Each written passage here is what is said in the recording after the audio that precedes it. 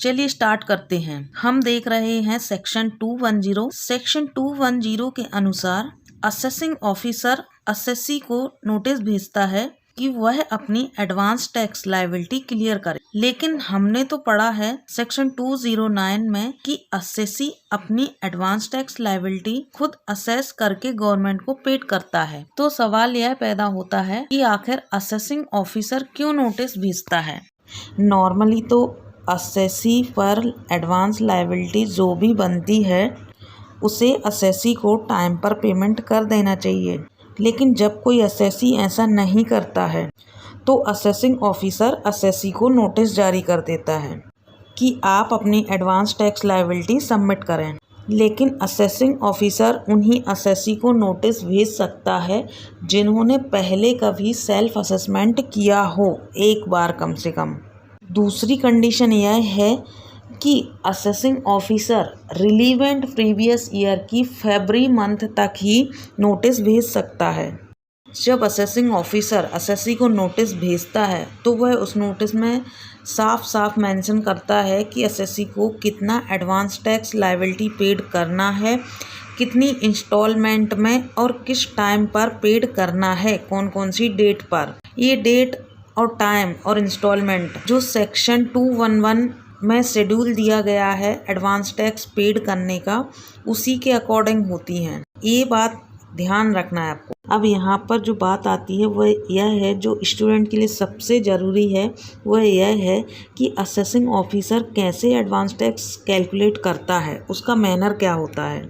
बड़ा ही सिंपल है एक असेसिंग ऑफिसर के लिए एडवांस टैक्स कैलकुलेट करना। सबसे पहले वह असेसी की करंट इनकम निकालेगा, उसके बाद उस पर एडवांस टैक्स लायबिलिटी कैलकुलेट करेगा। अब बात आती है कि असेसिंग ऑफिसर करंट इनकम कैसे निकालेगा। Section 209 clause B and section 209 clause 2A इन दोनों सेक्शंस में बताया गया है कि एक असेसिंग ऑफिसर कैसे एक असेसी की करंट इनकम निकालेगा।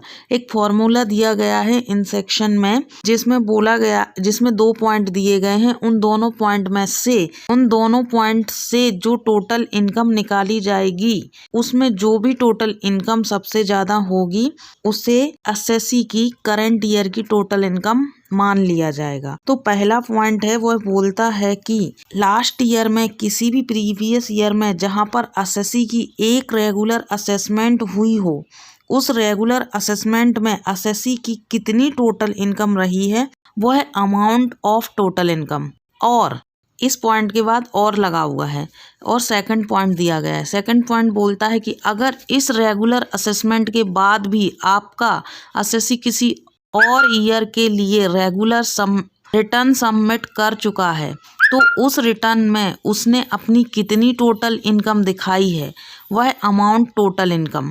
Now out of these two amount of total income whichever is higher would be taken as current year income of these assessee। यहाँ पे बोला गया इन दोनों पॉइंट से निकाली गई टोटल इनकम में से जो भी टोटल इनकम ज़्यादा होगी उसे असेसी की करंट ईयर की इनकम मान लिया जाएगा। अब जब असेसिंग ऑफिसर ने टोटल इनकम निकाल ली है तो एडवांस टैक्स लायबिलिटी निकालना कोई बड़ी बात नहीं है। एडवांस टैक्स रेट अप्लाई करके assessing officer advance tax liability निकाल लेगा। फ्रेंड, आशा करती हूँ कि इस वीडियो से आपको कोई बेनिफिट हुआ होगा और अगर आपको सच में बेनिफिट हुआ है तो प्लीज़ चैनल को सब्सक्राइब करिएगा। सब्सक्राइब करने से ना तो आपके जेब से कुछ जाता है और ना कुछ मेरे जेब में आता है, बस मुझे मोटिवेशन मिलता है और मैं आगे और भी इसी तरह की वीडियो पोस्ट करने की कोशिश करती हूँ। अलावा 3 पॉइंट और हैं जो आपको याद रखना है। पहला पॉइंट यह है, क्या असेसिंग ऑफिसर भेजे गए नोटिस को अमेंड कर सकता है और कर सकता है तो कब तक कर सकता है। इसका जवाब यह है कि असेसिंग ऑफिसर को अगर लगता है कि उसने जो एडवांस टैक्स लायबिलिटी निकाली है एडवांस टैक्स लायबिलिटी उससे डिफरेंट होगी तो वह नोटिस को अमेंड कर सकता है, लेकिन जिस ईयर के लिए वह कर रहा है उसी ईयर की 1 मार्च तक। सेकंड पॉइंट यह है, क्या असेसी नोटिस में दी गई अमाउंट से सेटिस्फाई नहीं है और उसे लगता है कि उसकी एडवांस टैक्स लायबिलिटी कम आएगी तो वह उसके लिए अपील कर सकता है। तो इसका जवाब भी हाँ है। असेसी फॉर्म 28A को भरकर सबमिट कर सकता है।